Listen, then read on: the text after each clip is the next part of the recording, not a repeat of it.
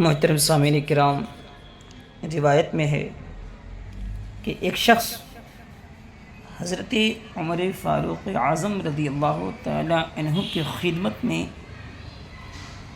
اپنی بیوی کی بد اخلاقی کی شکایت کرنے حاضر ہوا۔ وہ دیر تک آپ کے دروازے پر کھڑا انتظار کرتا رہا۔ اس نے سنا کہ حضرت عمر رضی اللہ تعالی عنہ کی زوجہ اہلیہ آپ سے تیز گفتگو کر رہی ہے اور لڑ رہی ہے، اور حضرت عمر فاروق رضی اللہ تعالی عنہ خاموش ہیں، اس کا کوئی جواب نہیں دیتے۔ تو وہ شخص واپس ہو گیا اور کہنے لگا کہ اگر حضرت عمر رضی اللہ تعالی عنہ جیسے سخت اور مضبوط انسان کا یہ حال ہے، حالانکہ آپ تمام مومنوں کے امیر ہیں، تو میرا کیا حال ہوگا؟ حضرت عمر فاروق اعظم رضی اللہ تعالی عنہ باہر تشریف لائے اور اسے اپنے دروازے سے پھرتے ہوئے دیکھا، واپس ہوتے ہوئے دیکھا، تو اسے آواز دی، فرمایا اے شخص، تجھے کیا کام، کون سا کام تھا، کیا کام تھا تجھے؟ اس نے عرض کیا اے امیر المؤمنین، میں آپ کے پاس اپنی بیوی کے برے اخلاق اور اس کی مجھ پر زبان درازی کی شکایت کرنے کے لیے حاضر ہوا تھا، لیکن جب میں نے آپ کی زوجہ کو آپ سے اس انداز میں گفتگو کرتے ہوئے سنا تو میں واپس چلا گیا، اور میں نے سوچا کہ جب حضرت امیر المؤمنین کا اپنی بیوی سے یہ معاملہ ہے تو میرا کیا حال ہوگا؟ حضرت عمر فاروق اعظم رضی اللہ تعالی عنہ نے فرمایا اے میرے بھائی، میں اس کی بات اس لیے برداشت کرتا ہوں کہ اس کے ذمے میرے حقوق ہیں، وہ میرے لیے کھانا پکاتی ہے، میرے لیے نانبائی کا کام دیتی ہے، روٹیاں پکا دیتی ہے، میرے کپڑے دھوتی ہے اور میری اولاد کو دودھ پلاتی ہے، اور یہ تمام باتیں اس پر واجب اور ضروری نہیں ہیں، اور پھر اس کی وجہ سے میرا دل حرام کی طرف متوجہ نہ ہونے کی وجہ سے سکون پاتا ہے، اس لیے اس کی باتیں برداشت کرتا ہوں۔ اس آدمی نے کہا اے امیر المؤمنین، میری بیوی کا بھی تو یہی حال ہے۔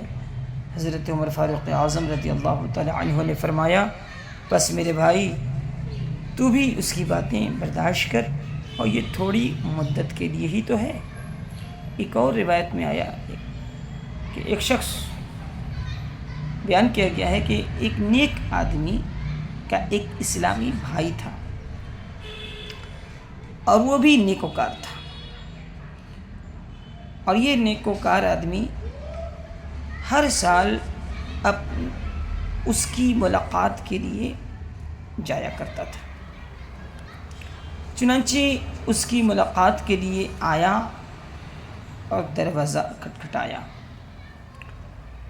تو اس کی بیوی، اس کے بھائی کی بیوی نے کہا کون ہے؟ اس نے کہا میں تمہارے خاوند، تمہارے شوہر کا اسلامی بھائی ہوں، اس کی ملاقات کے لیے آیا ہوں۔ تو عورت نے بگڑ کر کہا وہ لکڑیاں لانے گیا ہے، اللہ تعالیٰ اسے واپس نہ لائے، نہ سلامت رکھے، اسے یوں کرے یوں کرے۔ وہ مسلسل اس کی مذمت اور برائی کرتی رہی۔ چنانچہ وہ اس کے دروازے پہ کھڑا ہی تھا کہ وہ شخص پہاڑ کی طرف سے لکڑیاں کاٹ کر واپس آیا، اور اس نے لکڑیوں کا گٹھا شیر کی پیٹھ پر لاد رکھا تھا، جس کو وہ اپنے سامنے چلا رہا تھا۔ اس نے اپنے آنے والے مسلمان بھائی کو سلام اور خوش آمدید کہا اور گھر میں داخل ہو گیا، لکڑیاں بھی اندر لے گیا اور شیر سے کہا جاؤ، اللہ تعالیٰ تمہیں برکت عطا فرمائے۔ پھر اپنے مسلمان بھائی کو اندر لے گیا اور اس کی بیوی اسی پہلی حالت پہ تھی، یعنی اس کو لگاتار برا بھلا کہتی چلی جا رہی تھی، مہمان کے سامنے ہی وہ اس کی برائی بیان کر رہی تھی، اور یہ شخص، یہ شوہر اسے کوئی جواب نہیں دے رہا تھا۔ اس نے اپنے بھائی کے ساتھ کچھ کھایا، پھر اس کو رخصت کر دیا۔ مہمان بھائی کو اس شخص کے صبر پر تعجب ہو رہا تھا کہ اس نے کس طرح اپنی بیوی کی بات برداشت کی۔ راوی کہتے ہیں کہ جب دوسرا سال آیا تو اس کا وہ مسلمان بھائی حسب معمول ہر سال کی طرح اس سال بھی اس کی ملاقات کے لیے آیا۔ پھر اس نے دروازہ کھٹکھٹایا تو عورت نے پوچھا دروازے پر کون ہے؟ تو اس نے کہا میں تمہارے خاوند کا فلاں اسلامی بھائی جو اگلے سال بھی آیا تھا۔ تو اس عورت نے کہا آپ کا آنا مبارک ہو، بیٹھیے، انشاءاللہ میرا خاوند، میرے شوہر بہت جلد خیر و عافیت کے ساتھ آنے والے ہیں۔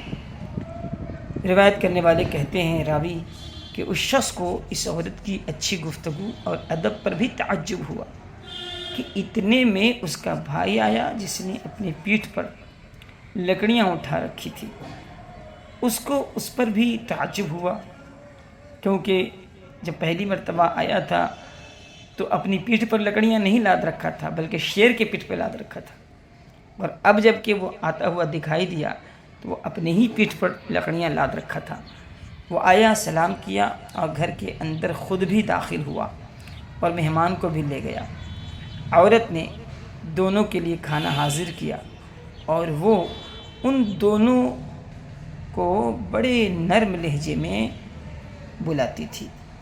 جب اس نے جدائی کا ارادہ کیا تو کہا اے میرے بھائی، میں جو کچھ پوچھنا چاہتا ہوں اس کا مجھے جواب دو۔ اس نے کہا میرے بھائی کیا پوچھنا چاہتے ہو؟ اس نے کہا میں گزشتہ سال آیا تو تیری بیوی سخت لہجے میں کلام کر رہی تھی، اس نے ادب کا بہت کم مظاہرہ کیا اور تمہاری مذمت بہت زیادہ کی، تمہاری برائی کثرت سے کی اس نے، اور تجھے دیکھا کہ تو پہاڑ سے لکڑیاں شیر پر رکھ کر لا رہا ہے، اور وہ تیرے سامنے مسخر ہے، مطیع و فرما بردار ہے، اور اس سال تیری بیوی کو دیکھا کہ وہ نرم لہجے میں گفتگو کرتی ہے، تیری مذمت بھی نہیں کرتی، اور یہ بھی دیکھا کہ تو لکڑیاں خود اپنی پیٹھ پر اٹھائے ہوئے ہیں، اس کا سبب کیا ہے؟